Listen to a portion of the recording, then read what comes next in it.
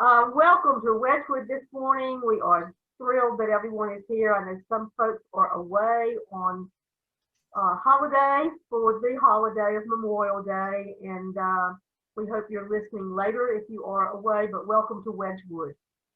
And we will now go to our announcements. All right, good morning, everyone. We've got quite a few announcements this week. Next Sunday, June 6th, as well as on June 13th, we're going to be talking about greening our faith. And the Wedgwood Creative Justice Covenant, and Thomas Hanson and Melba Evans are going to be speaking and talking, and Thomas is going to be talking about what it was like to attend that summit. So I look forward to hearing his report. It's almost that time, y'all. Next Saturday is the yard sale. So if you have things to donate, I will be at Wedgwood Tuesday, Wednesday, and Thursday from 4 to 6 p.m.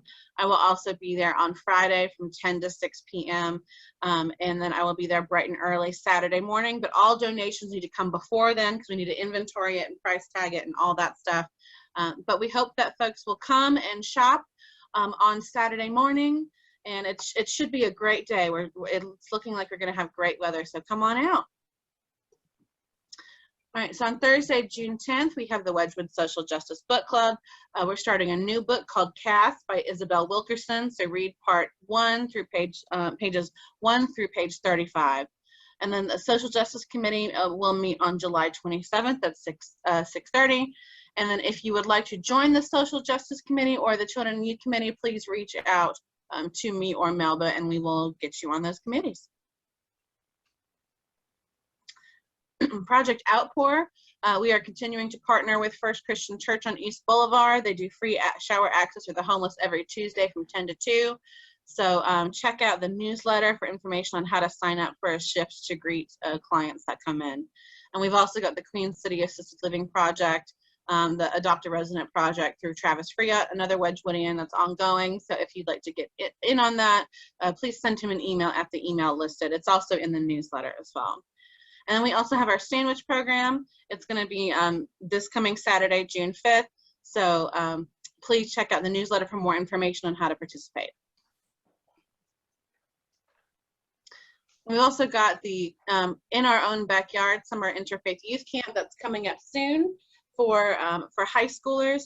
There is a fee. It's $250 per camper. However, scholarships are available, and I do believe they have some spots available as still. So if anybody's interested in signing up or learning more about it, reach out to one of us and we can connect you with the organizers of this camp. And it's through Mecklenburg Interfaith Network, and it should be a really great event.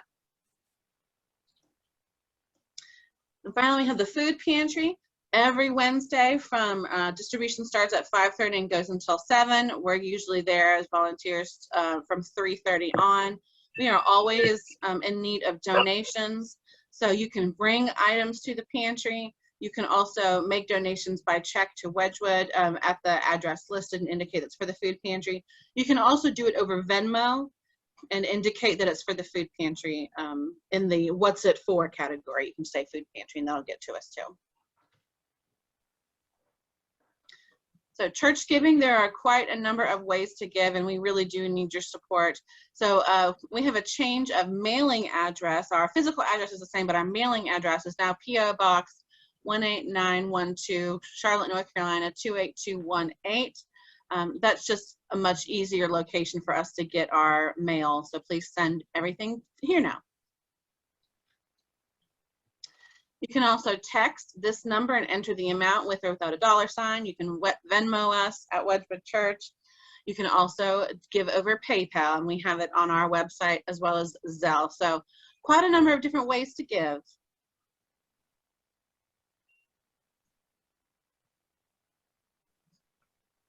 And we are on Instagram, so follow us on Instagram. We're also on Facebook. We have a very active Facebook page.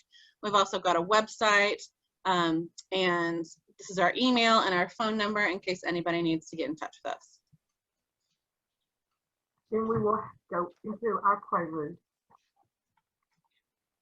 Thank you. The beauty of that video and the music just brings tears to my eyes when I think about how beautiful this earth is. and that we need to give it so much more care. Today is Flower Communion Sunday, and we welcome you to our service. The significance of the Flower Communion is that no two flowers are alike, so no two people are alike. Yet each one of us has a contribution to make. Together, all the different flowers form a beautiful bouquet. Our common bouquet would not be the same without the unique addition of each individual flower, and thus it is with our church community. It would not be the same without each and every one of us. Thus, this service is a statement of our community. Through the Flower Communion, we show our willingness to walk together in our search for truth, our willingness to disregard all that might divide us. In times of in-person communion of the Flower Communion, each person would be able to take home a flower that was brought by someone else, thus symbolizing our shared celebration of our community. But this communion today is being done on Zoom, so it's a little bit different.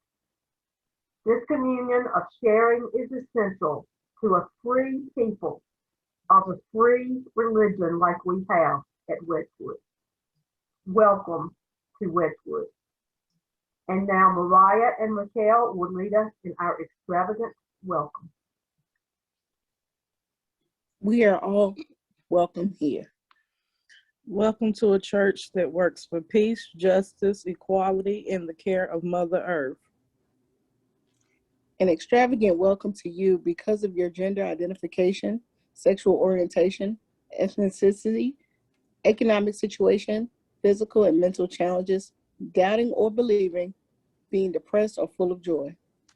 We are a community of curious and creative spiritual seekers striving to learn and embody the way of Jesus and other spiritual leaders. Like Jesus, we focus on the plundered and the marginalized as we try to address the major issues of our day. One of the ways we seek to heal the world and ourselves is through sharing parts of our personal story. We are all welcome here. And yes, we are. We are all welcome here. And now we'll go to our moment for all ages. Donna, Phil. Okay, so it's time to gather around the children if we have any. Let me see. Hi. Hi. Hi. Good morning. Good morning. We're just waiting. Okay, great.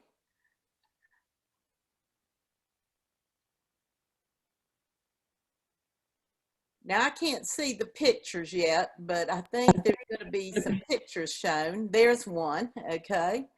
Let's see if I can. This is my daughter, and she was adopted from Korea when she was almost 2 years old. Her Korean name was Won Kang Mi. Her American name is Leanna Beal Cook. We just celebrated her 46th birthday on May the 22nd. Did you know that the month of May is Asian American Pacific Islanders Month? This morning, I'm reading excerpts from a book titled Chinese Eyes by Marjorie Ann Wabel and illustrated by Pauline Cottrell. I read this book to my daughter many years ago when she was bullied by kids at school. Have any of you ever been teased by a bully? Yes. I know I used to be teased. They used to call me Tubbs. Yeah. I used to be teased too. Yeah. Yeah. It doesn't feel very good. Anyway, the little girl in this story is named Becky. And Becky was in the lunchroom at school when two boys called her a name. They said, Becky has Chinese eyes, Chinese eyes, Chinese eyes. They laughed and then they ran away. When Becky got home, her mother was in the garden. Becky found Mother by the big flowers. These were special flowers called dahlias. Mother had a name for each one. Becky's favorite was a big one called Santa Claus. It was red and white. Daddy liked the moon goddess. It was yellow. Mother's choice was the black narcissus because it was such a rare dahlia. Becky and Mother sat on the low stone wall around the flowers. Did you have a good day, Becky? Mother asked. At first, Becky didn't answer. She was thinking, should she tell Mother about today? Have any of you ever had a situation where you didn't want to tell your mom? Mhm. Yes. Yeah, it was okay until lunchtime, but then some boy called me a name. What kind of name? Mother asked. Becky sat quietly looking down at her feet. She didn't answer. People call each other all kinds of names, Mother said. Sometimes they say fatty, sometimes they say cutie. Did he call you any of those names? No, Becky said as she looked up. He called me Chinese eyes. Mother wasn't shocked. She just said, he was pretty close, wasn't he? Becky didn't know what she meant. Come indoors, Mother said, taking Becky by the hand. Mother laid the flowers on the kitchen table. Now you put the dahlias in a vase while I put my tools away. Okay, Becky, Mother said, returning to the kitchen. Let's go look at ourselves in the big mirror. For a moment, they stood looking. Then Mother said, can you see that my eyes are different from yours? Becky nodded. You have blue eyes and mine are brown. And then Becky noticed something else different. Our eyes aren't shaped the same either, are they? She asked.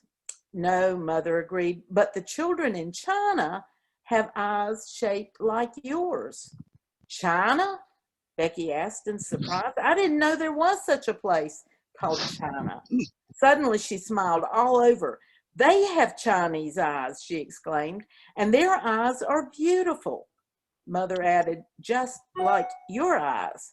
Becky smiled again. But I know one way our eyes are alike, Becky said. Mother thought a while. How are they alike? How do you think their eyes are alike? Does anybody know? Maybe they both smile. Maybe they both have smiling eyes. They do both have smiling eyes. You know what Becky said? Their eyes are alike because they both can see. Oh. Sure enough, you're right, Mother said. I know something else, Mother said as she tapped Becky's nose. What's that? Becky wondered. Well, Mother began, you have a short nose and I have a long nose. But Becky giggled. We can both smell flowers. Mhm. You're right again, Mother agreed. Becky wrinkled her nose and they both laughed. You know, all the flowers are so different. We're going to see a lot of flowers in just a few minutes. They're all very different, but they're all very beautiful. And this is the same way with us. We're all very different people. None of us are exactly alike, but we're all beautiful people. Beautiful. Yes, indeed we are. We're all beautiful people, but we're not all the same. All Thank you, right. Donna. Thank you, Thank you, Donna. That's Donna. beautiful. Perfect Thank you. message for today. Thank you. Let me show you my picture. No. Okay. No, we're not doing pictures now. Next time. Next time? Okay. Time's okay. They'll show you all of them. Okay. Oh, Well, okay. maybe during our chat at the end, we can Yeah, look that at would be perfect. Yeah. At the end. All right. We have a new member to welcome today to Wedgewood. Raquel Buchanan. Raquel and Mariah just read our extravagant welcome for us this morning. Raquel is a Charlotte native who resides now in Rock Hill, South Carolina. She said she was raised in a Baptist church as a Christian, but has not had a home church since the age of 18. Always believed that God loves us all regardless of anything, but found that there are people who believe that people like her, LGBTQ community, can't have a connection to God. There were times in life when I too thought the same, until God continued to show up in my life in ways I could not deny. I believe in positive energy and making the best out of each day. I'm a network engineer by trade, but had a fortunate career change to the finance industry where I strive to represent for the minority and marginalized, showcasing my talents and passions to learn. My goal is to help build financial literacy to those who seek knowledge. My hobbies include sewing, painting, designing, clothes and shoes, and making all types of music. I'm grateful to be a part of the Westwood community, and I look forward to upholding the mission and using my talents to be a steward of good work. And we are so happy this morning to have you, Michelle, become an official member of Westwood. Thank you. Welcome. Glad to be here. And we've had a lot of visitors lately. We hope that some of them are going to be moved to become official members of Westwood Church. It's very simple. Just contact me or Liz, and it's a very simple process. But welcome, Raquel. We're so thrilled to have you here. And now we move to our time of meditation, prayer, contemplation, mindful breathing, and rest. We do have one concern brought to us this morning. Donna Carter, a longtime member of Westwood Church, who is having some health struggles today from last night, and we want to keep her in our prayers. Are there others? Yeah, I would like to lift up all of the volunteers for the food pantry, as well as everyone who's going to be volunteering on Saturday for the yard sale, just that it goes smoothly. We have good weather, it's not too hot, and that we're able to raise a lot of money for the pantry. Sending out prayers to my daughter Naj always, because it's a rainy, stormy weather in Boston, and so when it's rainy, stormy, like she said, her legs sort of feel like a sensation of burning, so uncomfortableness. You know, MS is sort of derived by what the weather is like around you, hot, cold, whatever, can really affect the function of the body. I know Connie this week on Facebook posted something about, prayer for those who have dementia. And I visited my mother on Monday, and it was very clear that she's getting worse. So I'd ask for your prayers for Mariella. Mariella.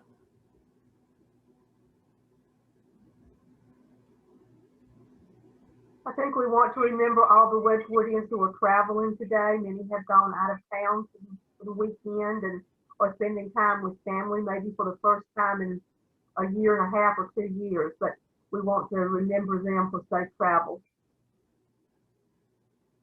Any celebrations? I got celebration. You have one, Ashanti. Yes, both the boys graduated to the next grade, and we're making it a big deal. You know, Gavin graduated from the pre-K to the kindergarten, so we're making a big deal. You keep talking about, look what you did, you finished, you're so great, you know. And Chase, just a great kid and very quiet. He did better at home on the Zoom than he would do in the classroom, so that worked out good for him, and he got good grades, and he's going on to middle school. Can't believe that. So we're having a little gathering today for them, just to celebrate and tell them that we're proud of them, you know. So so we're celebrating that. Tell them congratulations from all of us. Yes. And Dorothy, I think that I saw where you're starting a new business. Is that correct? Yes, ma'am. Good morning to everybody. I'm sorry, I'm kind of in a quiet mood today. Yeah, it's a baby startup company. I haven't quite done much because I feel like I got a lot of projects going on right now. But yeah, I opened up my own ministry. It's called Absolute Perfection Ministry. It's kind of a rebirth from a company I had years ago that wasn't set up with the right heart. So this is what I call a rebirth, and I hope there's success with it. Thank you. That made me Any smile. All right, then use the next few moments as your belief leads you to as a time of prayer, contemplation, mindful breathing, and rest. And let this moment remind you, you are not alone.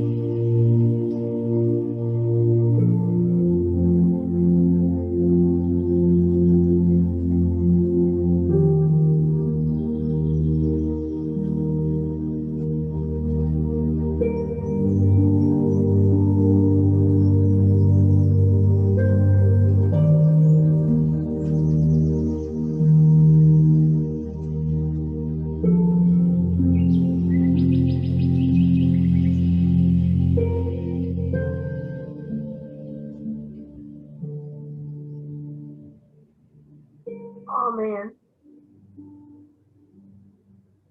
thank you. That was beautiful. And now, the story of the flower communion, a plain and simple beauty.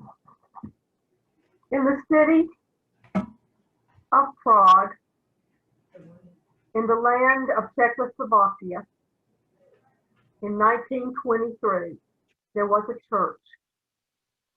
But the building did not look at all like a church. There were no bells, no steeples, no spires, no stained glass windows, no organ to make beautiful music, no piano, no carvings, no art, no statues, no candles, no flowers, just a building. But the church did have something. It had 4 walls and a ceiling and a floor. It had a door and a few windows. And it had some wooden chairs. It's plain and simple. Except the church also had some very faithful, dedicated people who came to it every single Sunday. It had a minister. His name was Norbert Kopeck. And he had been their minister at that plain and simple church for about 2 years. Every Sunday, Minister Kopeck went to church and he spoke to the people while they listened and sat quietly on those hard wooden chairs. When he was finished speaking, the people would talk to each other a little bit among themselves, and then they would go home. And that was it. No music, no candle, no food, no coffee and donuts. Springtime came to the city of Prague, and the minister, Norbert Kopeck, went out for a stroll. The rains had come. The birds were singing. Everything was moist and clean and pure smelling and blooming all over the land. The world seemed beautiful. An idea came to him, simple and clear. Seemed like it was plain as day. The next Sunday, he asked all the people in the church to bring a flower or a budding branch or even a twig. And the people asked, what kind? What size? What color?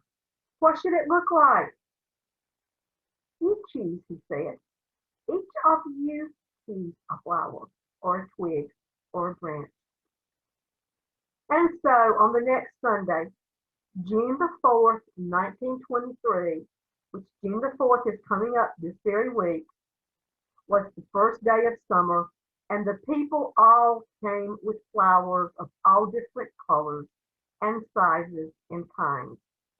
There were yellow daisies and red roses, white lilies and blue asters, dark-eyed pansies and bright light green leaves, pink and purple and orange and gold and red and so many other colors.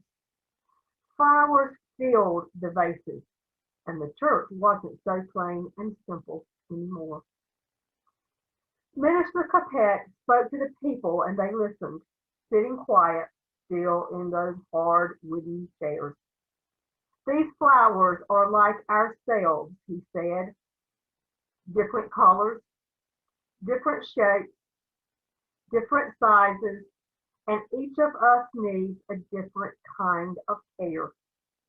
But we are each beautiful.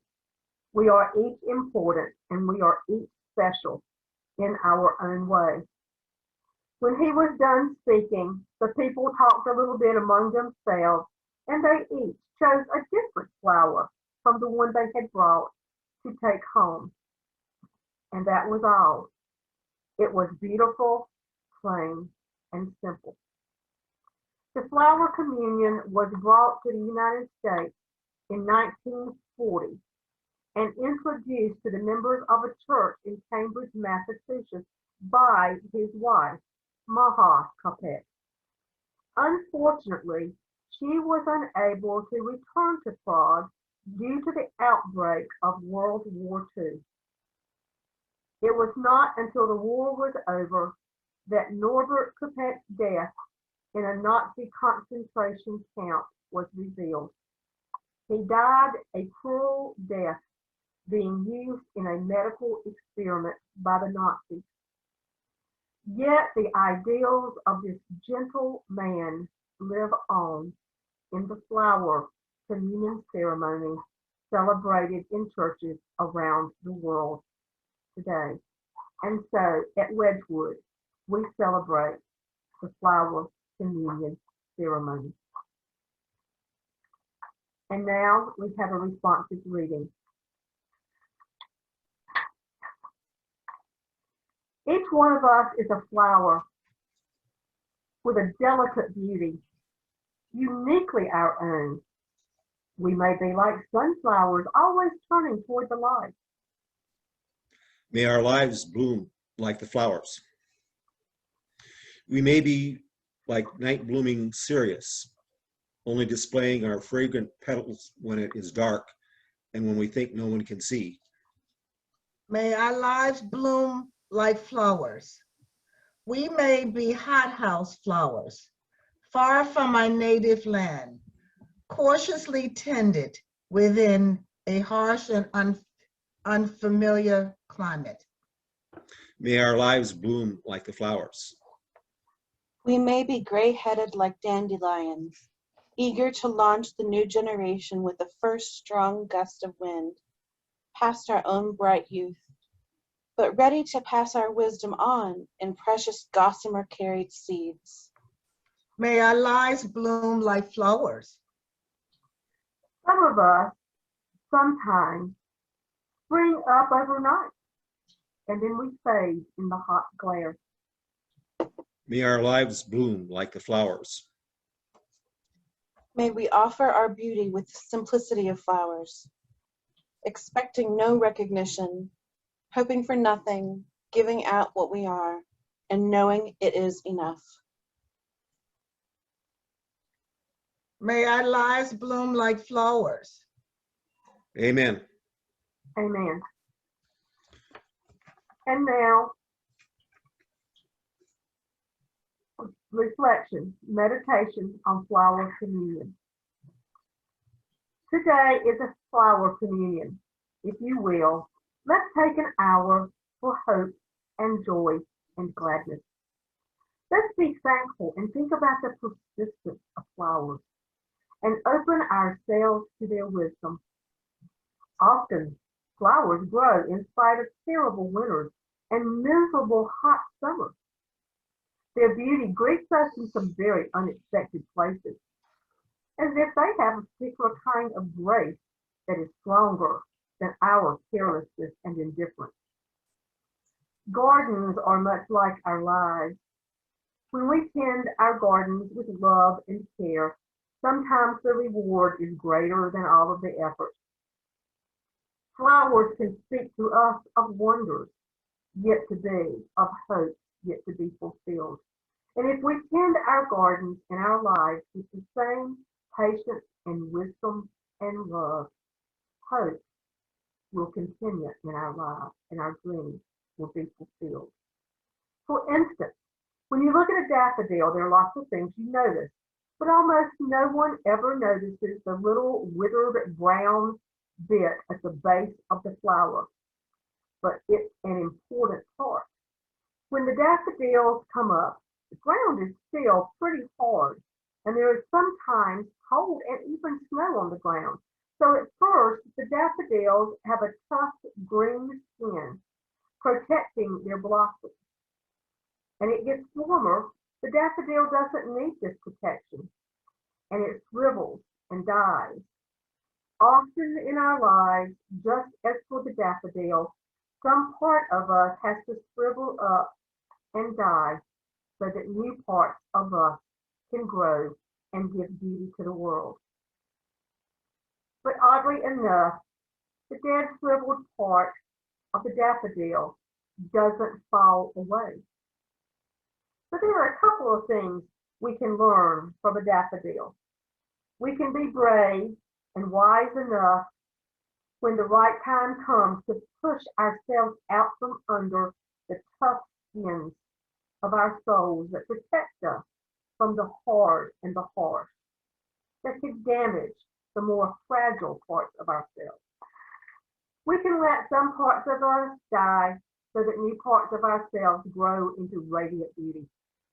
We can hold up and onto the shriveled dead bit, especially if doing so helps us to remember and value that part of ourselves and our experience and what we have been through. Just because we don't need that part now doesn't mean it had no value in shaping us as we are today.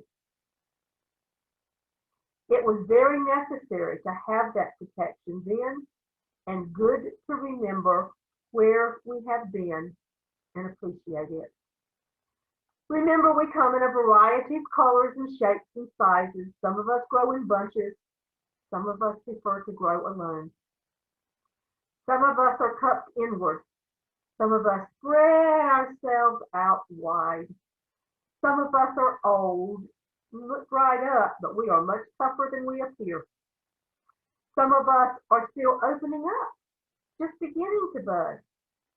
Some of us grow low to the ground, and some of us stretch high up towards the sun. Some of us feel like weeds sometimes. Some of us carry seeds sometimes. Some of us get prickly sometimes. But all of us are beautiful. We are a bouquet of beautiful people. The legendary artist Georgia O'Keeffe once mentioned, when you take a bunch of flowers in your hand and actually look at it, it's your world for the minute. Each and every flower is a soul, she said, thriving in nature. In that way, their life lessons are numerous. Neither we nor they can blossom deprived of love and sunshine. Like the flower, follow the sunlight. Do what makes you happy and warm. Take your time. Bloom when you're ready. Don't try to rush yourself. Be yourself. Wherever you are, bring your own spring with you. Make friends. Surround yourselves with those who care and support you. Smile bright and spread your colors into the world. Stand tall. Be proud of everything you do and what you have achieved. And important, stay grounded. Keep yourself connected and water those roots often. Have faith. Know that the sun always emerges from the clouds. And don't mind the bees that get in your way. Even the bees are your friends. Do your thing and let those busy bodies do their thing. Feel the rain, open your pores, and drink in every season. Today, may you realize that like the flowers, you have unlimited potential. You are divine perfection. You are a joyful celebration of life itself. And now let's enjoy our parade of flowers.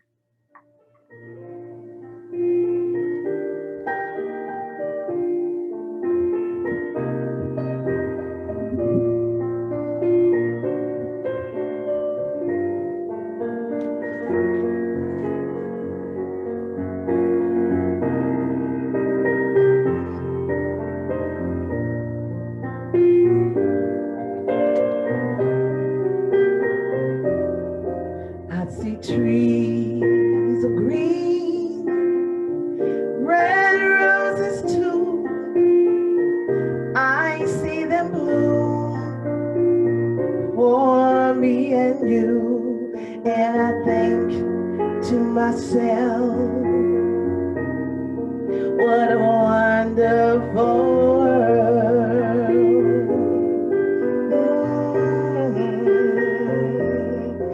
I see skies of blue and clouds of white, bright blessed days, the dark sacred night, and I think to myself, what a wonderful world.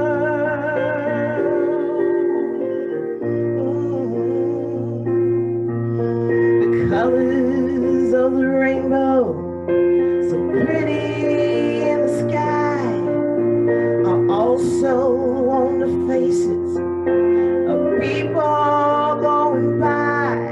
I see friends shaking hands, saying, how do you do? They're really saying, I love you. I hear babies cry. I watch them grow. They'll learn so much more than you'll ever know. And I say to myself, what a wonderful world. Ooh.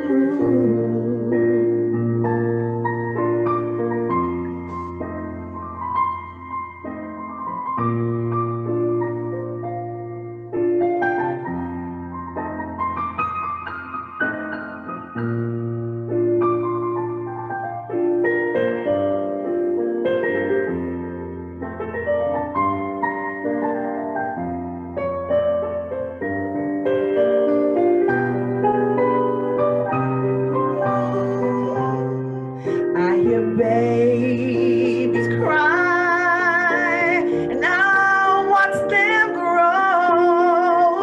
And they'll learn so much more than I'll ever know. And I say to myself, what a wonderful world.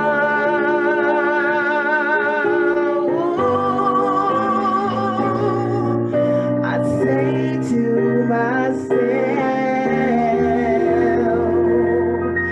what a wonderful world. Oh yes.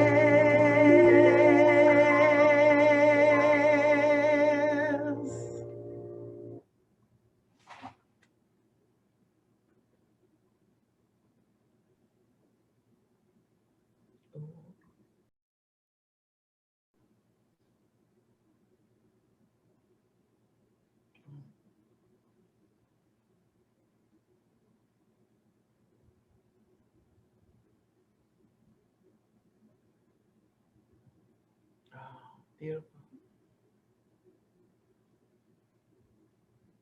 Oh, like those too. Oh.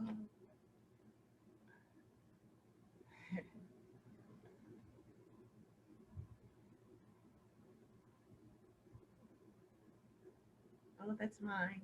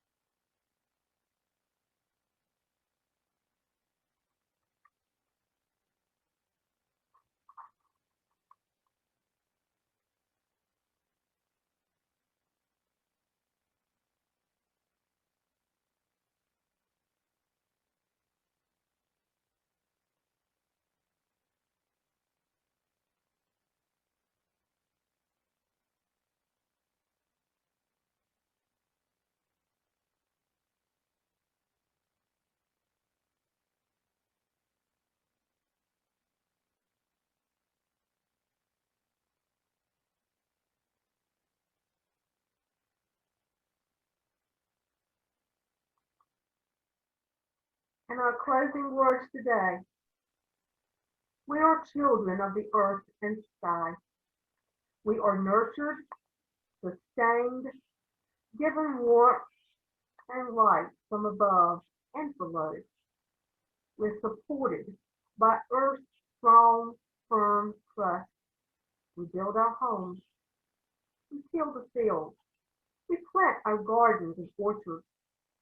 When we turn from self and seek to be aware, we find holy light in human faces, in blossoms, birdsong, and sky.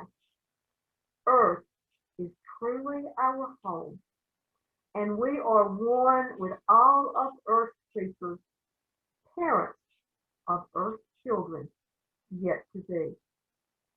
Amen, and go in peace.